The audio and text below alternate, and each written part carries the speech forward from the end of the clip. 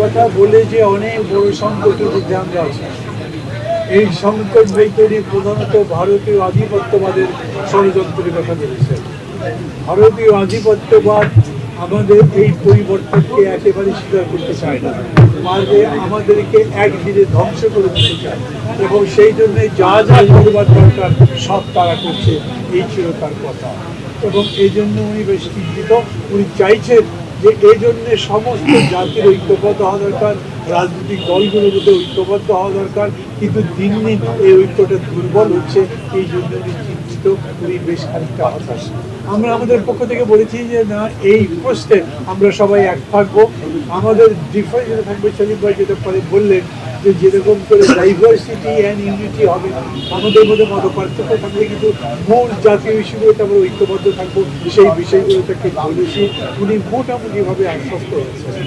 আর একটা বিষয় তিনি বিশেষ করে বললেন হঠাৎ করেই, যে আমি সেদিন খুবই হতাশ হয়ে গেলাম আমার মিটিংয়ের মধ্যে যখন উপদেষ্টা পরিবেশের সঙ্গে বসছি। আমার মনে হলো আমি এতদিন ধরে যেগুলো করছি এগুলো কোনোটাতেই সফল হতে পারবো না, সবই ব্যর্থ হয়ে যাবে, সংস্কারও হবে না, ঠিকমতো নির্বাচন করতে পারবো না। এই জন্য আমি মনে করেছি আমার দায়িত্বের থাকা দরকার নেই। অতএব আমি ঘোষণা দিয়েছিলাম যে আমি পদত্যাগ করছি। এই নিয়ে অনেক কিছু হয়েছে, তাদের নিজেদের মধ্যে সেগুলো একটা বিস্তারিত কাহিনী বললে, কীরকম করে বাকিরা থেকে পার্সি করেছে, বাকিরা তাকে আটকেছে, পদত্যাগপত্র লিখতে দেয়নি, লিখতেও সেটা পাঠাতে দেয়নি এবং তাকে ধরে রেখেছে। আমরা আবার রসিকতা করে বলেছি, আমরা উপদেষ্টা পরিষদকে ধন্যবাদ দিচ্ছি। আমরা এখন চাই না, আমরা মানে আমরা যারা বসছি তারা সমগ্র জাতি চায় না যে এখন এইভাবে ডক্টর ইউনূস ক্ষমতার জায়গা থেকে বিদায় নিয়ে তাহলে আমাদের জন্য সফলতা বেশি হবে।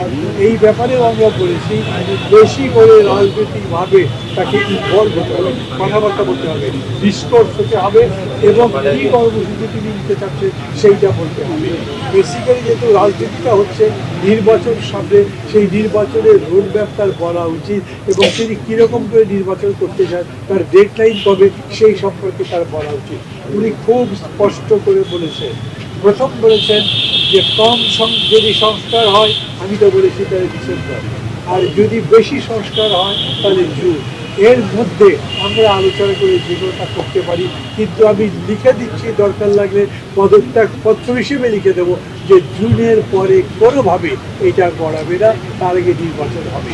যারা যারা সন্দেহ করে যে না আমি বোধহয় কোনো মত বাঁচছি, ক্ষমতা আরও কুক্ষিগত করতে চাই, দীর্ঘস্থায়ী করতে চাই, তাদেরকেও দরকার লাগলে আমি প্রভিজনারি রোডের মধ্যে করে দিয়ে বলবো যে আমি কোনোভাবেই আমার ক্ষমতা এক্সটেন্ড করতে চাই না, এই অন্তর্বর্তী সরকার ক্ষমতা আর বেশি বাড়াতে চাই না, সামনে বরঞ্চ একটা নির্বাচন দিয়ে গণতন্ত্র নির্বাচন নির্মাণের দিকে যা করা দরকার সেইটা আমি করবো।